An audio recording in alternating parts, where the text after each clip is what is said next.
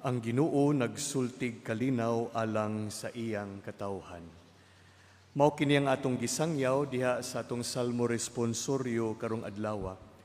O kitang tanan nangandoy og kalinaw, dili ba? Kalinaw sa pamilya, kalinaw sa atong komunidad, kalinaw sa nasod, sa kalibutan, ug kalinaw usab ilabi na sa sulod sa atong kasing-kasing. Apan kasagaran kanato atong gipangita ang kalinaw sa mga butang nga lumalabay, sa kwarta, sa kalampusan, sa kaharuhay. Ug mao nga kun moabot gani ang mga pagsulay, dali usab mawala ang atong kalinaw. Apan ang kalinaw nga gihatag o gipaambit sa atong Ginoo lahi. Wala kini mag-agad sa kahimtang sa kinabuhi, kundili diha sa atong pagsalig ug pagdawat sa kabubuton sa Dios. Ug mao kini ang kalinaw nga nasinati sa atong mahal nga Birhen Maria. Bisan wala niya masabti ang tanan nga nahitabo siyang kinabuhi, nagpabilin siya nga malinawon tungod kay ang iyang pagsalig anaaman sa Dios. Ug sa atong ebanghelyo karong adlaw, si Jesus naghisgot mahitungod sa bag-ong bino ug bag-ong sudlanan. Mingon siya nga ang bag-ong bino dili angay nga ibukbo sa daan nga sudlanan. Nagpasabot kini nga ang bag-ong kinabuhi o grasya nga iyang gidala dili mahimong madawat sa kasing-kasing nga dili andam nga mag-usab ug magbag-o. Ug kung mangutana kita mga kaigsuunan, kinsa man ang labing maayong ehemplo sa usa ka ehemplo sa usa ka bag-ong sudlanan no walay lain kundi ang atong mahal nga Birhen Maria.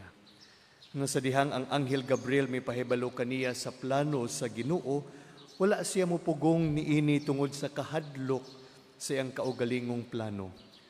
Apan mitubag ang atong mahal nga Birhen Maria nga ania ako alagad sa Ginoo, matuman unta kanako sumala sa imong pulong. I am the handmaid of the Lord, be it done to me according to your word.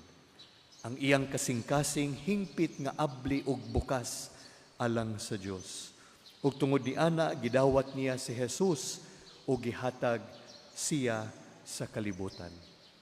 Mga igsuon, usahay kita usab adunay mga daan nga mga sudlanan.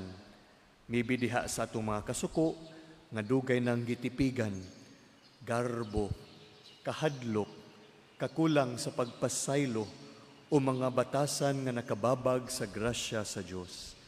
Dili buot o gusto sa Ginoo nga magpabilin kita sa atong karaang kinabuhi sa daan nga sudlanan.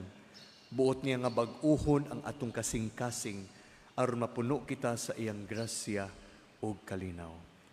Nining atong santos nga misa karon atong pangayuon ang pag-ampo ug pangaliya sa atong mahal nga Birhen Maria, nga iya kitang tudluan sa iyang fiat, ang pag-ingon og oo sa kabubuton sa Dios.